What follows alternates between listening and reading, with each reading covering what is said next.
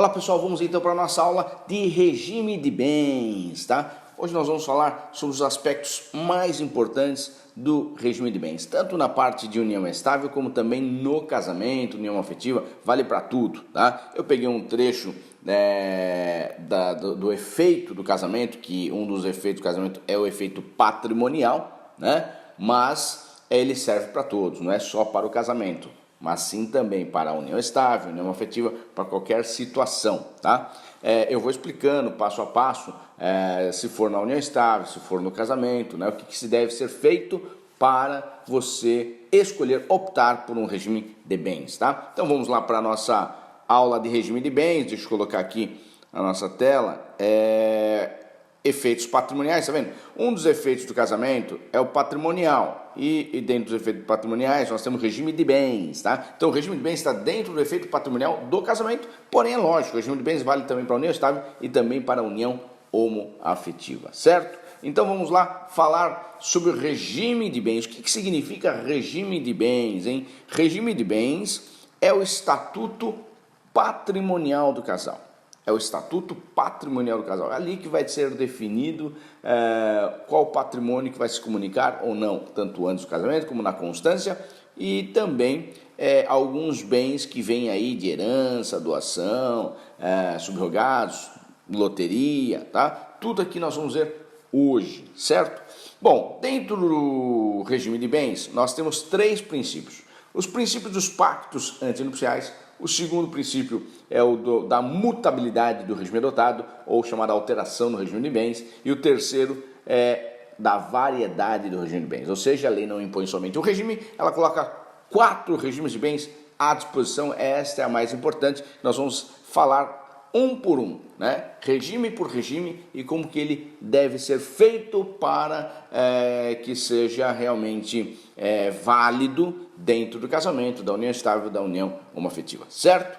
Então nós vamos lá para os efeitos patrimoniais, que diz respeito ao regime de bens, e o primeiro princípio é o dos pactos antinupciais. O que é um pacto antinupcial, hein? O que é um pacto antinupcial? Pacto, contrato antinupcial feito antes do casamento, portanto, o pacto antinupcial só serve para o casamento.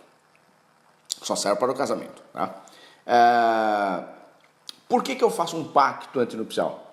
Ou seja, eu faço um contrato antes do casamento. Para eu optar por um regime que não seja legal. Se eu quiser optar por um regime que não seja o legal, eu tenho que fazer pacto antinupcial. Por exemplo, quais são os regimes legais que nós temos? Regime da comunhão parcial de bens, né? A partir da lei 6.515/77, passou a ser o regime legal. Ou seja, não precisa falar nada na hora que você for casar. Casou, não falou nada, o regime da comunhão parcial de bens, a lei que define, é o regime legal.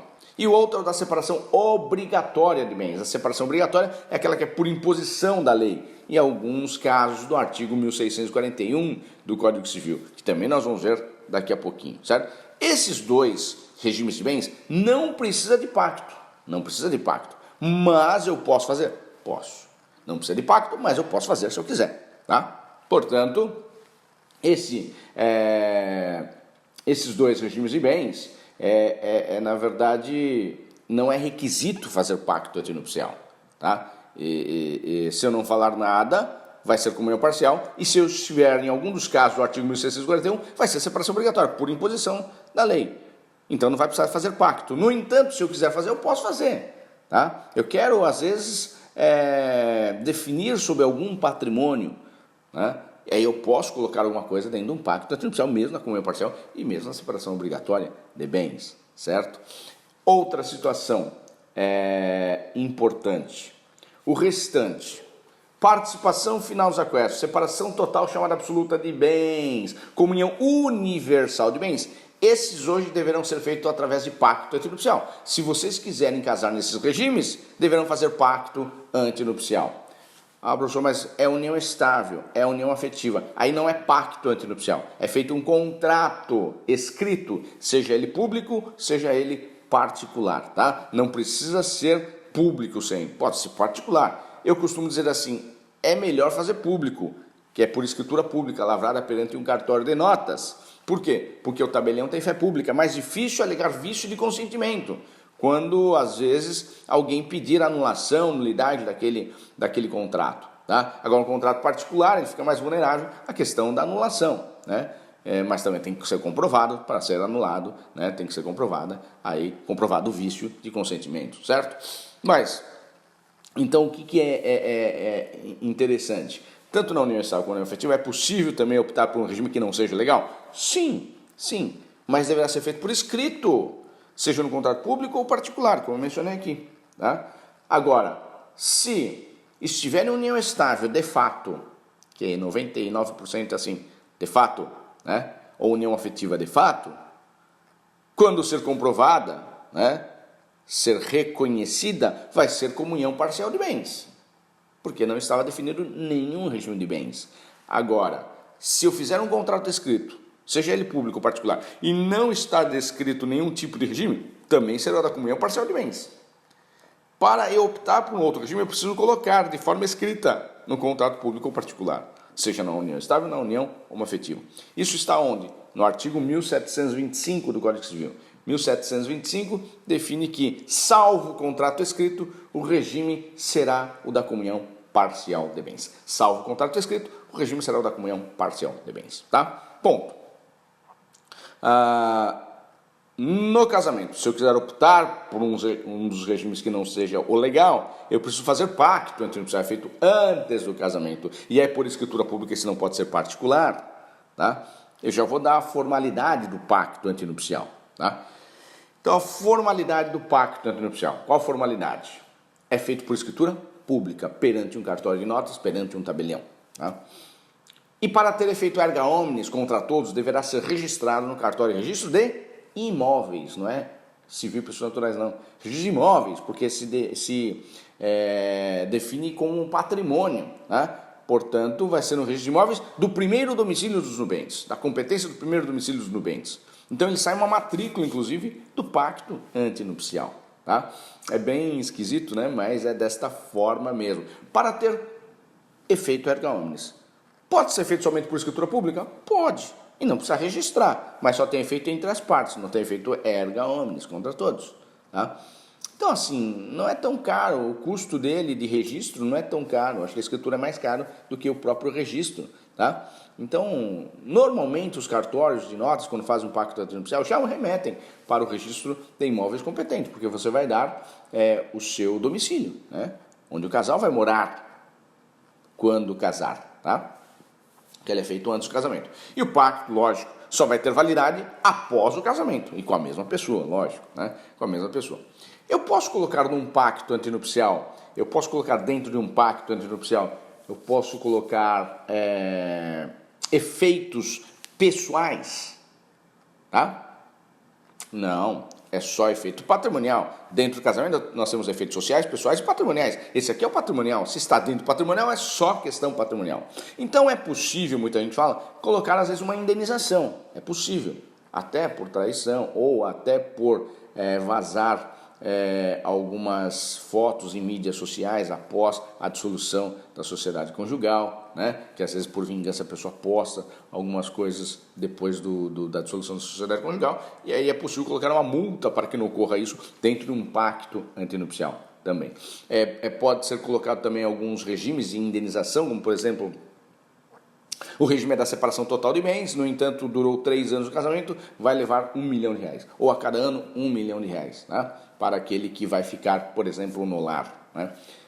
Muitos artistas famosos, muitas pessoas ricas, milionárias, jogadores de futebol, têm feito desta forma, colocado pelo menos aí uma indenização ao final do casamento, certo? Por quê? Porque provavelmente, né? As pessoas que acabam viajando muito e praticamente a esposa ou o marido vai ficar à mercê, né, dessas situações, então vai ter que sair do emprego, não vai poder trabalhar mais, e aí ao final teria uma indenização. Na verdade, alguns entendem como chamado alimentos compensatórios, que na verdade é uma indenização, né? Eu não gosto de chamar essa questão de alimentos compensatórios, que os alimentos são incompensáveis, né? Então mistura um pouquinho, né? Alimentos são incompensáveis, mas alguns chamam de alimentos compensatórios, que nada mais é que uma indenização, ou seja, o que você perdeu durante o casamento, né? E aí teria que ser indenizado, aquela outra parte indeniza, certo?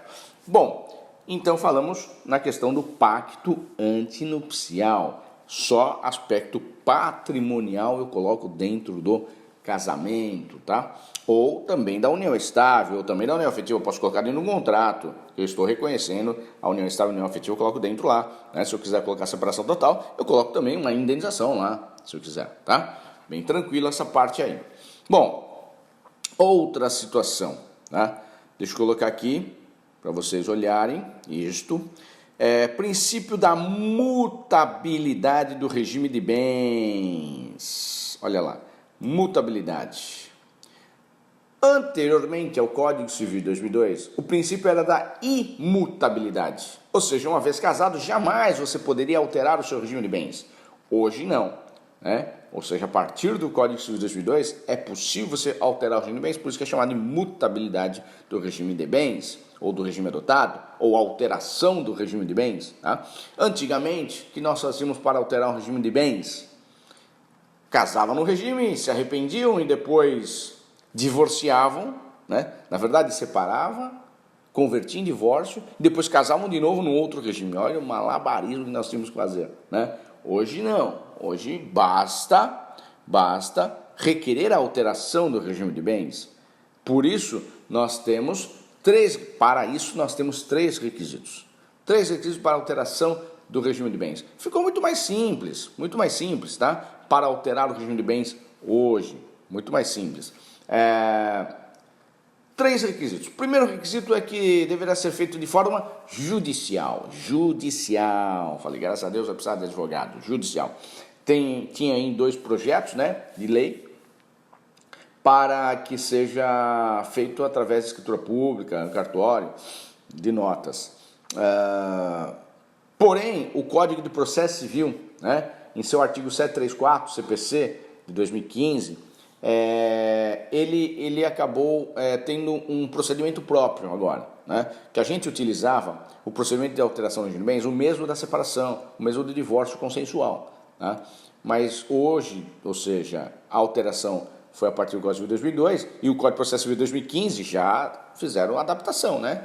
E o artigo 734, ele tem um procedimento próprio de alteração do regime de bens e num dos artigos, na verdade, num dos seus parágrafos do 734, menciona que o Ministério Público deverá entrar nos autos. O Ministério Público deverá estar nos autos, tá? Ou seja, trata-se de registros públicos, por isso que o Ministério Público deverá entrar. Então aí já ficou mais difícil a aprovação daquele projeto de lei para que o cartório pudesse também fazer alteração de bens e não judicial e somente extrajudicial, ou os dois, judicial e extrajudicial, lógico, com o advogado também presente. Bom, se fosse separação e divórcio extrajudicial. Ficou mais complicado por causa da situação do Ministério Público, que também deverá acompanhar o processo de alteração do regime de bens, certo? Então, o primeiro requisito, judicial.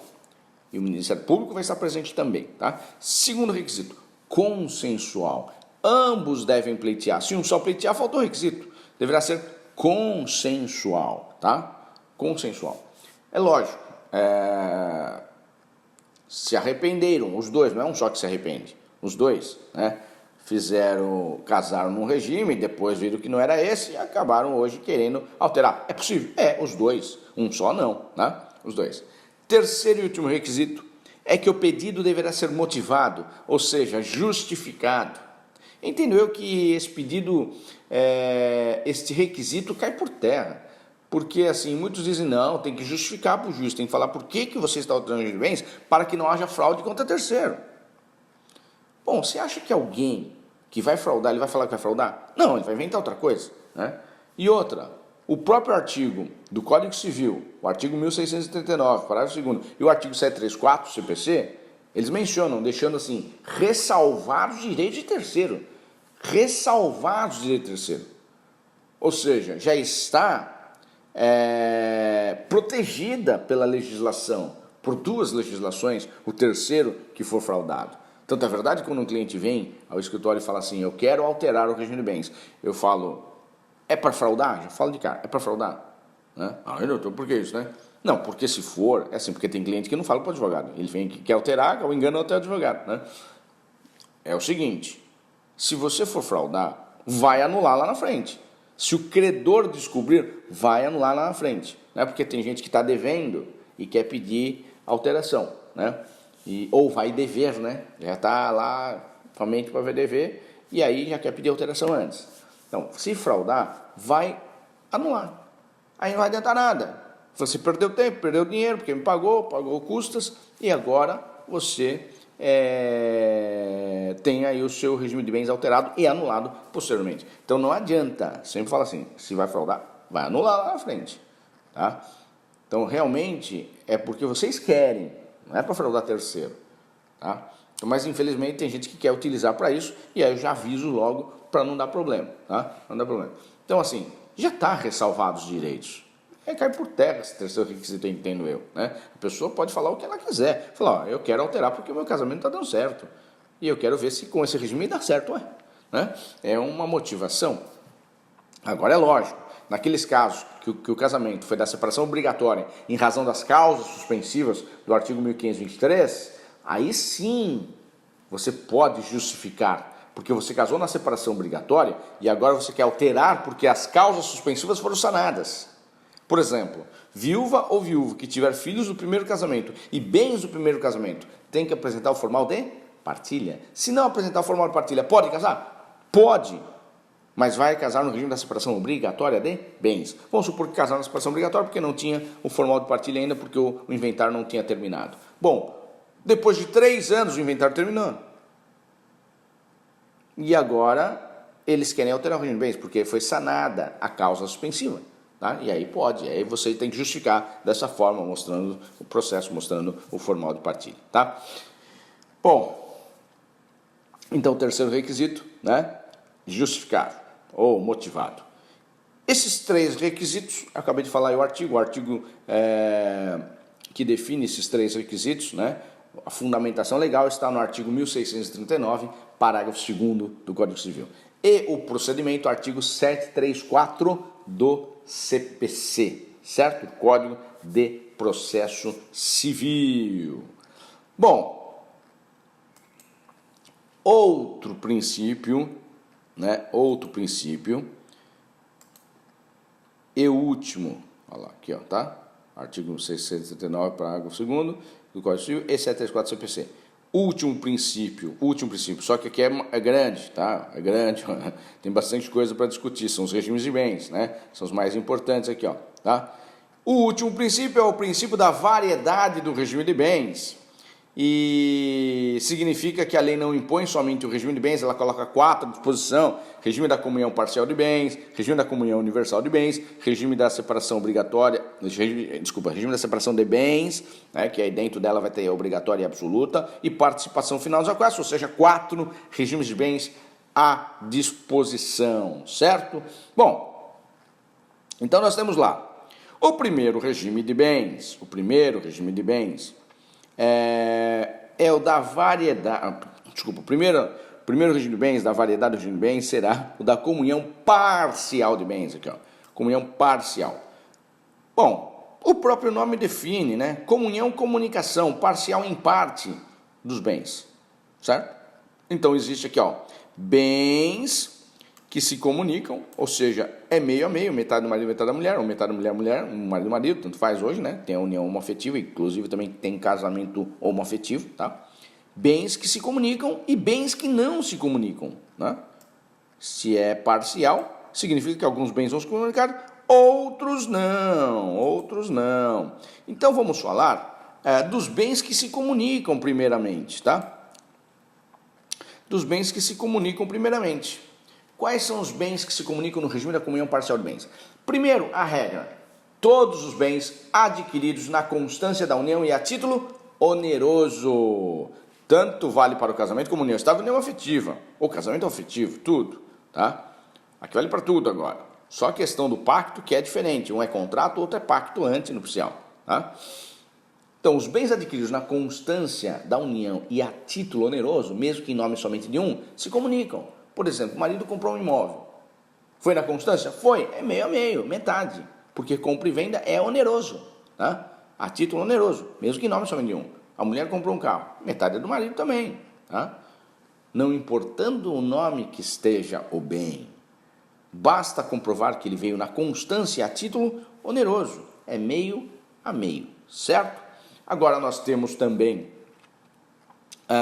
algumas situações diferenciadas. Esta é a regra, como eu mencionei. Você tem que saber de cor e salteado, inclusive. Tá? Segunda situação dos bens que se comunicam. Os bens adquiridos por fato eventual com ou sem concurso de trabalho. O que seria isso? Fato eventual com ou sem concurso de trabalho. Loteria, Mega Sena, Telecena, Big Brother, Casa dos Artistas, Ídolos, Fama, High School Music, A Fazenda, né? Ou seja, seria os reality shows. Ô, professor, e a loteria também. Por quê? Fato eventual, fator sorte, com ou sem concurso de trabalho. Com concurso de trabalho ou sem concurso de trabalho. Por exemplo, loteria, sem concurso de trabalho. Né? Big Brother, com concurso de trabalho. Ah, por quê? Porque ninguém, né? É sorte ter entrado lá também, ser escolhido, né? Um fator sorte, e não é sem concurso, porque lá tiveram que seguir o script, ficaram confinados não sei quantos meses, né? Tem que ficar dormindo debaixo do edredom, tem que ficar nadando na piscina, é um trabalho, né? Tem que ficar comendo, come de tudo, né? Inclusive, é um trabalho. Então, só o confinamento é o trabalho. Trabalho bom, mas é um trabalho. E aquele que ganha, né? Alguns ganham já durante também a competição. Mas ao final, que é o maior, se ele está casado ou vive em união estável, união afetiva e o regime da comunhão parcial, é meio a meio, tem que dividir. Tem que dividir, tá? Eu lembro da primeira mulher, né? Lembra aquela primeira mulher que ganhou, era 500 mil naquela época, que ganhou o Big Brother, ela ganhou e aí o namorado entrou, parece, com uma ação, né, de união estável, mas não ganhou, parece que não vingou a ação, e aí não teve. Por que ele entrou com a ação? Para que se comprovasse a união estável, seria o regime da comunhão parcial, e seria meio a meio, metade, né? E aí não conseguiu, tá? Não tinha conseguido o reconhecimento da união estável. Então, vale para tudo. Se está em união estável, se está em união afetiva, casamento homoafetivo, vai ser meio a meio. Tanto os reality shows, todos eles, e loteria, Mega Sena, né? Também Telecena, tudo que você ganhar vai ter direito a metade, porque foi um fato eventual, e é tanto com ou sem concurso, certo? Outro que nós teríamos aqui. Os bens adquiridos por juros, frutos, benfeitorias e acessões. Juros, frutos, benfeitorias e acessões. Os juros. Eu apliquei R$1 milhão antes do casamento. Esse R$1 milhão é meu. Mas os juros recebidos, percebidos na constância do casamento é meio a meio. É meio a meio, tá? Inclusive contei um case, né? No meu canal do YouTube, contei um case nessa situação, né? E está, inclusive, no meu canal lá do YouTube, cases, regime da comunhão parcial de bens. Mas foi isso. Ele tinha dinheiro antes do casamento, ele recebeu dinheiro de herança, que também não comunicaria, né? E aí eu pedi perícia, juros e correção. O que é juros? O que é correção monetária? Porque um casamento de 30 anos, o que é juros? O que é correção? Porque a correção monetária não se comunica, o que se comunica são juros. Os juros é o plus, os juros é o ganho. A correção monetária é uma mera atualização do dinheiro. Então, na verdade, teve uma época, aquela época da década de 80, era Sarney, chegou a correção monetária a ser 100%, quase 100%, ou seja, o dinheiro dobrava no mês seguinte, né? Mas na verdade aquilo não pode ser, aquilo não é ganho, aquilo é correção, a mera atualização do dinheiro. O que é o ganho era o 0,5%, que era os juros, 0,5%. Então teria que definir o que é juros, o que é correção, Por isso que foi pedido nesse processo que eu acabei falando, perícia. E o perito realmente concluiu o que era juros e o que era correção monetária, principalmente naquela época, tá? É importante isso lembrar no seu processo aí muitas vezes, tá? Porque senão vai comunicar tudo daí. Até a correção? Não, correção não é justo isso, né? Porque a correção foi uma mera atualização do seu dinheiro. Tanto é verdade assim, ó, um imóvel, que muita gente pergunta, um imóvel, eu comprei um imóvel antes de casar. Se o regime da comunhão parcial de bens é daquela pessoa que comprou antes. Ah, mas o imóvel valorizou na constância do casamento. A valorização, ela comunica? Não comunica, porque foi uma mera atualização. Uma mera atualização, não foi um ganho, é uma mera atualização. E o imóvel é um bem de raiz. O que vai comunicar é o imóvel, mas o imóvel não comunica, portanto não tem direito. Agora foi comprar na constância, aí sim, é meio a meio. Tanto é verdade que vai comunicar não é o valor, é a porcentagem. 50% para um, 50% para o outro, tá? Então muita gente acaba confundindo. Ah, mas eu quero também no ganho do imóvel. Pô, mas se foi comprado antes, não tem direito. Ah, mas ou valorizou. Não, da valorização não, porque o imóvel é o imóvel, né? Então eu também falo ali no dinheiro a mesma coisa. A correção monetária, né? É uma mera atualização do valor. Você não ganhou nada ali, não ganhou nada, tá? Bom, juros, frutos. Os frutos civis, por exemplo, os aluguéis. Ele tem uma casa antes do casamento. Esta casa não se comunica, como eu falei agora, com sua esposa. Mas está alugado. Os aluguéis percebidos na constância do casamento é meio a meio. É lógico que se esses aluguéis foram gastos para a manutenção da família, já foi, acabou, né? Mas se não foram gastos, estiver juntando esse dinheiro, é lógico, é meio a meio, né? Porque são os frutos civis, tá? Então, mesmo o imóvel que veio de herança ou veio de compra antes do casamento, os aluguéis vindo durante o casamento vão se comunicar. O imóvel não, mas os aluguéis sim, que são os frutos civis, certo? Os aluguéis se comunicam, aí se comunicariam, tá? O que mais? Nós temos aí benfeitorias. Eu tenho uma casa antes de casar e construo uma piscina na constância do casamento. Esta piscina se comunica meio a meio. É lógico que você vai ter um trabalho na hora de uma dissolução da sociedade conjugal num litígio. Vai ter que ser pedido perícia, quanto que vale a piscina. Porque o imóvel não comunica, só a piscina. Portanto, vai ter que ter aí o valor da piscina para ter que indenizar na metade para a outra parte da piscina, não do imóvel. É perícia, não tem muito jeito que fazer, tá? Perícia. E as accessões? A accessão é acréscimo da propriedade imóvel.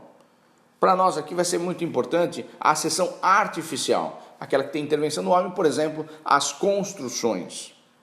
Eu tenho um terreno antes de casar. Esse terreno é meu, não se comunica com a minha esposa.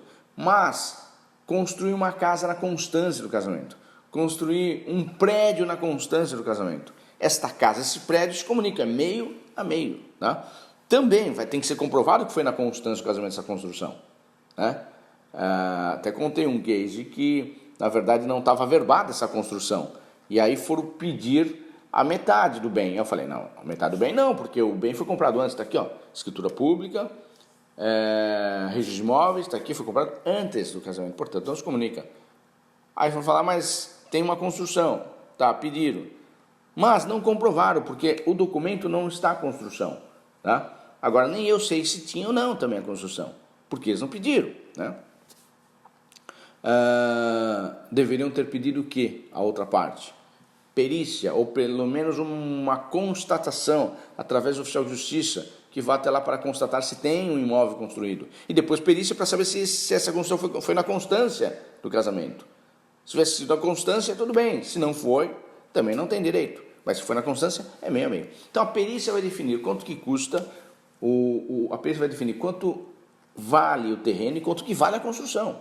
Tá? Eu acho que o perito tem até como saber se foi o determinado ano, né, que foi construído ou não, por causa do estilo do azulejo, estilo do piso, né? Dá para, às vezes, ele ter essa ideia e tentar comparar É possível? Perito é possível sim. Tentar ver se foi antes do casamento ou durante o casamento, em tal ano ali, né? Tal ano que ele vai mencionar, certo? Bom, a cessão. A cessão, acréscimo da propriedade imóvel. Então, o exemplo que eu dei são as construções. Não é benfeitoria, é construção, tá? Construção. Se comunicam na constância do casamento, tá? Vamos lá, então, outra. Fala, então, os bens que se comunicam. Agora vamos falar bens que não se comunicam, que todo mundo está esperando essa parte aí, né? Quais são os bens que não se comunicam? Depois eu vou mostrar aqui os enunciados de São Paulo e também um julgado da STJ sobre fundo de garantia. Bens que não se comunicam no regime da comunhão parcial de bens. A regra, também essa é simples, é fácil. A regra, todos os bens adquiridos antes do casamento. Os bens adquiridos antes do casamento não se comunicam, tá? Agora os demais, que começa já a complicar um pouquinho mais. Os bens adquiridos por herança, doação e subrogados. Herança, doação e subrogados, mesmo na constância do casamento. Mas por quê? Se o senhor falou que na constância se comunicam. Não. Os bens adquiridos na constância é a título oneroso. Herança, doação e subrogados é a título gratuito. Herança, doação e subrogados são a título gratuito. Não vai se comunicar. Então, o pai morreu na constância do casamento, você recebeu uma herança, a sua esposa, o seu marido não tem direito à metade desse bem. Tá? Por quê? Porque veio a título gratuito. Tá? Então, herança não vai comunicar. Doação também não. O pai e a mãe doam o imóvel para a filha. Não doou para o genro. Doou para o filho, não doou para a nora. Entendeu? Portanto, não comunica. Veio a título gratuito. A não ser que doou para os dois. Tá? Terceiro. Subrogados. Esse é o mais complicado. Esse é o mais complexo de comprovar num processo, né, num litígio. A subrogação significa substituição. Bens subrogados, bens substituídos. Por exemplo, eu comprei um imóvel antes do casamento, esse imóvel meu não se comunicam. Eu vendi e comprei um outro na constância do casamento. Esse da constância do casamento que eu comprei comunica? Em tese sim, mas se eu provar a subrogação, não. Eu vendi um imóvel que eu tinha antes do casamento por R$500.000 e comprei um outro imóvel por R$500.000 na constância. Se eu provar essa subrogação, não vai comunicar. Isso é subrogação. Tá? Agora, a maioria não prova, né? Isso que é o complicado. A maioria não faz as coisas certas, direitinho.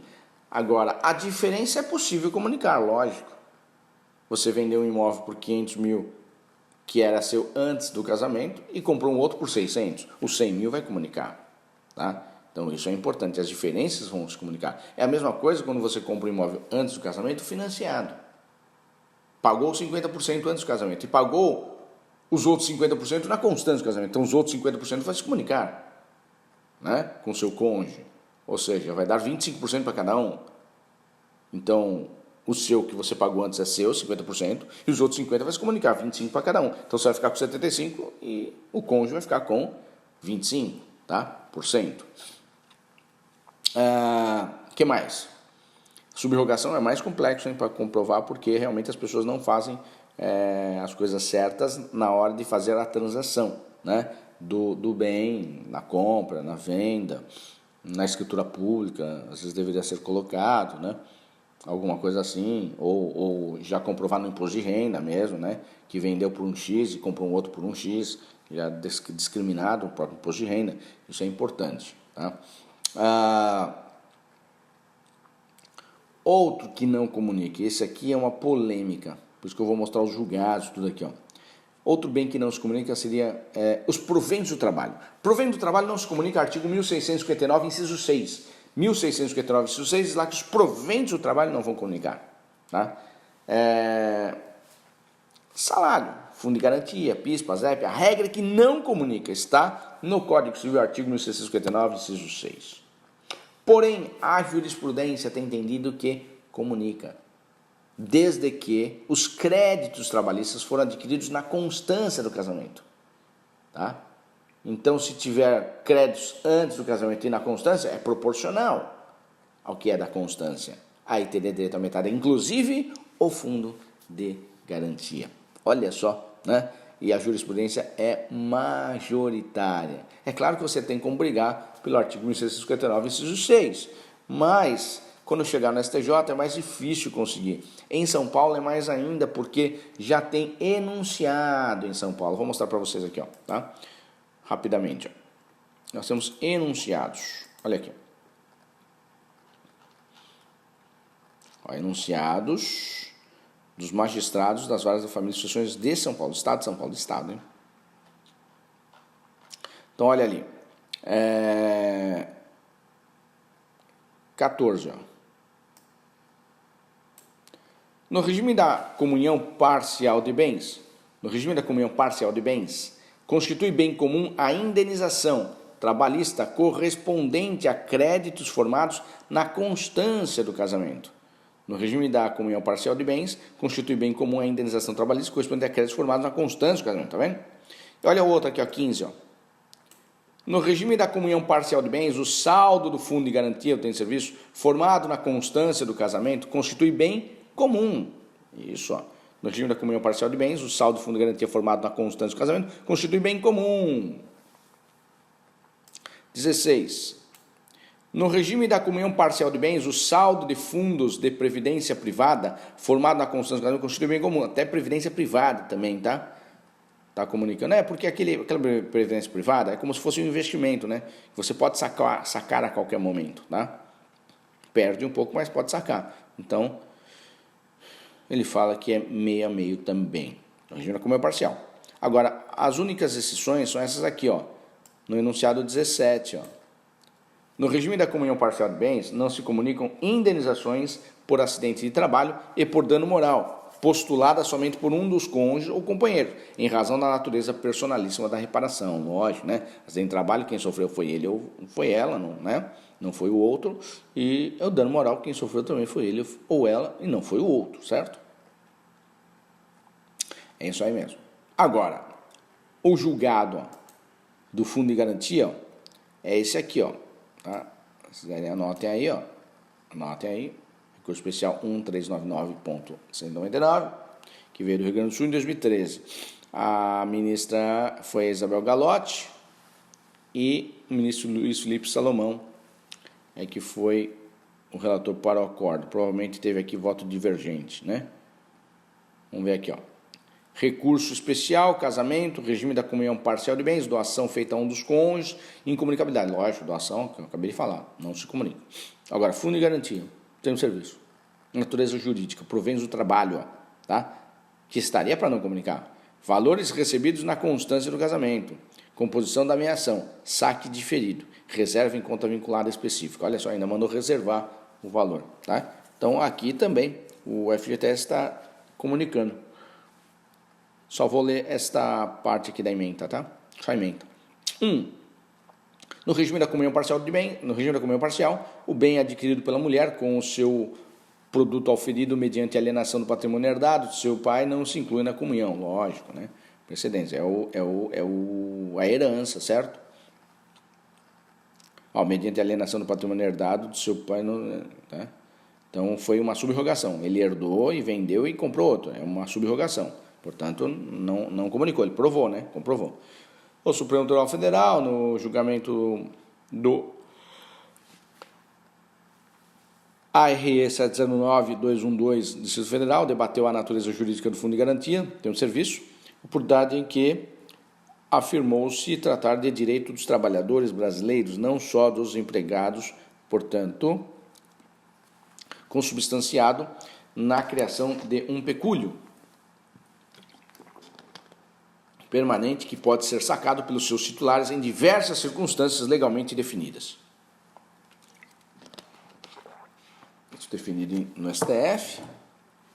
No âmbito do STJ, a Igreja Terceira Turma enfrentou a questão, estabelecendo que o FGTS é direito social dos trabalhadores urbanos e rurais, constituindo, pois, fruto civil do trabalho. Aí esse RESP aqui, tá? Então, ó, se é do trabalho, está aqui, ó. 1650 você não comunicaria, está escrito lá. Aí vem aqui, ó, o entendimento atual, tá vendo? Tudo falando que não comunicaria, mas o entendimento atual do Superior Tribunal de Justiça é o de que os proventos do trabalho recebidos por um ou outro cônjuge na vigência do casamento compõem o patrimônio comum do casal, a ser partilhado na separação, tendo em vista a formação da sociedade de fato, configurada pelo esforço comum dos cônjuges, independentemente de ser financeira a contribuição de um dos consórcios ou de outro. Lógico, o esforço comum no regime da comunhão parcial, né? O esforço comum no regime da comunhão parcial, ele é presumido, tá? 5. Assim, deve ser reconhecido o direito à meação dos valores do Fundo de Garantia de Tempo de Serviço, auferidos durante a constância do casamento, ainda que o saque daqueles valores não seja realizado imediatamente à separação do casal. Aí, para viabilizar, né? 6, a fim de viabilizar a realização daquele direito reconhecido nos casos em que ocorrer, a CF, a Caixa Econômica Federal, deverá ser comunicada para que providencie a reserva do montante referente à meação, para que, num momento futuro, quando da realização de qualquer das hipóteses legais de saque, seja possível a retirada do numerário. Olha só, ainda mandou ofício, né? No caso 7, né? No caso sob exame, entretanto, no tocante aos valores sacados do Fundo de Garantia de Tempo de Serviço, que compuseram o pagamento do imóvel, esses se referem a depósitos anteriores ao casamento, matéria sobre a qual não controvertem as partes. Isso. Então, foi anterior, né? O anterior não vai comunicar, certo? Então, recurso especial, a que se nega provimento. Aí vem o acordo, né? O acordo é grande, tá? 37 páginas, certo? Importante, hein? E foi em sede de sessão, tá? Segunda sessão.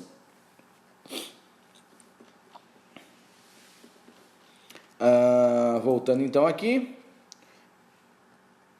comentei então a jurisprudência, né, enunciado do juiz e a jurisprudência do FIETES, certinho, certo? Bom, aí eu falei então, eu vou terminar da comunhão parcial, certo? Comunhão parcial para a gente entrar na comunhão universal de bens. Então, falei dos proventos do trabalho, que tem essa divergência na legislação com a jurisprudência, inclusive majoritária do STJ e de São Paulo, mostrando os enunciados. E, para encerrar a comunhão parcial de bens, vou falar aí dos instrumentos de profissão. Instrumento de profissão também não comunica no regime da comunhão parcial de bens. Instrumento de profissão seria aquele que é essencial para você exercer a sua profissão, para ganhar o seu sustento, tá? Por exemplo, os aparelhos do médico com sua esposa, os aparelhos da dentista com seu marido, o táxi automóvel do taxista com sua esposa, o caminhão do caminhoneiro com sua esposa, né? O laptop do advogado, né? Também é essencial. Aí o imóvel que guarnece o escritório. Não, o imóvel é bem, não é instrumento de profissão, tá? Então, assim, até um automóvel para o vendedor é possível também, do Uber, né, que ganha dinheiro com Uber, é possível não comunicar também com a esposa em razão de ser instrumento de profissão. Mas muita gente não alega, hein? Esquece de alegar essa parte aí, tá? E por fim, dívidas que não convertem em proveito comum. Ou seja, que dívida que não converte em proveito comum? Dívidas pessoais, personalíssimas, né? Portanto, aquela dívida que não iria, por exemplo, não é uma dívida que ele comprou algum bem que vai comunicar com o marido ou com a esposa, mas sim que é só dele. Por exemplo, a dívida de instrumento de profissão, que vai ser só dele. Comprou um caminhão. Se tivesse pago, metade seria dela? Não. Portanto, se não pagou também e ficou devendo, a dívida também não é da esposa, tá? Ônus e bônus nesse caso aí, tá? Encerramos a comunhão parcial, vamos para a comunhão universal de bens, Comunhão universal de bens. Bom, na comunhão universal, a regra é que tem que ter pacto antinupcial, tá? A regra tem que ter pacto antinupcial. A partir da Lei 6.515/77, virou um regime opcional. Tem que fazer pacto antinupcial. E o que significa comunhão universal? O próprio nome está dizendo universal. Tudo comunica, tudo. Os bens adquiridos antes, depois, herança ou doação, a regra comunica tudo, tá? Agora, tem exceção? Tem algumas exceções. A primeira exceção, provento do trabalho não comunica, está dizendo aí. Mas, se na comunhão parcial o STJ tem entendido comunica, então vai comunicar na comunhão universal também, tá? Instrumento de profissão não comunica também. Não comunica instrumento de profissão. Dívidas que não convertem proveito comum. E mais um, bens gravados com cláusula de incomunicabilidade. Então você pode gravar, por exemplo, seu filho, sua filha casa na comunhão universal e você não quer que seu patrimônio vá para o genro ou para a nora, portanto você faz um testamento com cláusula de incomunicabilidade ou você doa um imóvel com cláusula de incomunicabilidade, tá? Para não se comunicar com o genro ou com a nora, tá? Essa seria as exceções, né, na comunhão universal de bens, que a regra comunica tudo, ó. E onde estão? Artigo 1667, ó, e seguintes do Código Civil, tá? Rapidamente, participação final nos aquestos, que não vale a pena gastar tanto tempo assim na participação final nos aquestos. A participação final nos aquestos aqui no Brasil, né, é denominado de regime misto. Por que misto? Porque mistura esses dois regimes dentro dele, né? Então vou dividir em duas etapas. Primeira etapa, na constância do casamento, é como se fosse separação total de bens. E no final do casamento, na dissolução da sociedade conjugal, é como se fosse comunhão parcial de bens. Tá? Mas misturou tudo, né, professor? Não. Por exemplo, o marido comprou 5 imóveis, é dele. A mulher comprou 5 imóveis, é dela. Só que eles não vão morar nos 10. Moram em um e aluga os 9.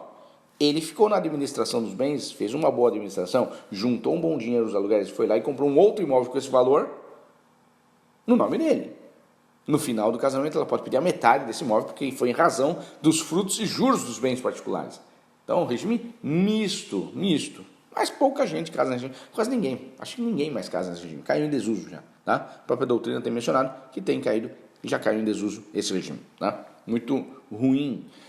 E por último, por fim, o regime da separação de bens, que nós temos duas espécies, ó, a separação obrigatória e a separação absoluta de bens. Ó, obrigatória e absoluta. A separação obrigatória de bens é aquela por imposição da lei. Vou dar um exemplo para vocês. Opa, eu não coloquei para vocês aqui, peraí. Aqui, ó. Separação de bens, né? O último regime, nós temos a obrigatória e a absoluta. O regime da separação obrigatória de bens, vou dar um exemplo rápido, tá?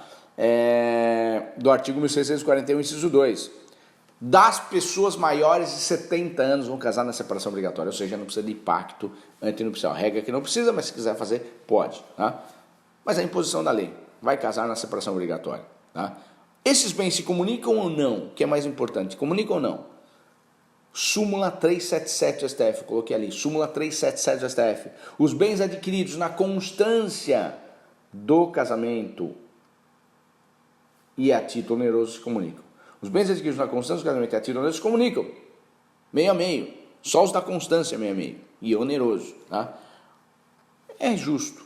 Mas vão falar para mim, e na união estável? Na união estável não está definido se o regime vai ser da separação obrigatória ou não. Há quem defende que sim, que dá para utilizar como analogia ao casamento, porque inclusive o artigo 1790 do Código Civil, no que se diz respeito à sucessão da união estável, e que muita parte também em razão do regime de bens, deve ser aplicado ao artigo 1829, que fala no regime de bens, inciso 1 do Código Civil, ou seja, acompanhar o mesmo do cônjuge. Então é possível também definir que para a união estável, maior de 70, seria a separação obrigatória também. Possível. Mas não está descrito isso. Tá? Não está descrito. Não foi mencionado pelo Supremo Tribunal Federal, tá? No que tange a questão da inconstitucionalidade do 1790, tá? Mas há quem diz que sim, há quem diz que não, porque não está escrito, tá? Então ficamos aí com duas argumentações, tá? E por fim, né, regime regime da separação absoluta de bens. O regime da separação absoluta de bens, esta não comunica nada. Os bens adquiridos antes, depois, herança, doação, nada vai se comunicar. O que você comprar no seu nome é seu, o que ela comprar no nome dela é dela.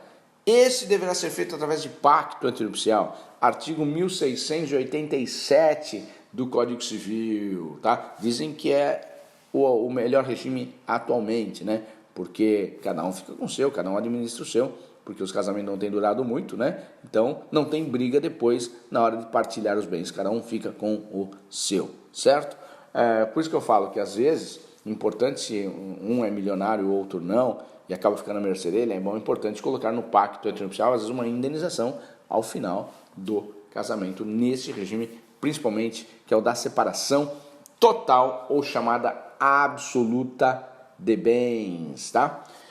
Bom, vamos encerrando então esta aula, né? Mais uma aula aí, agora foi de regime de bens. Pessoal, obrigado, agradeço e até a próxima, hein? Valeu!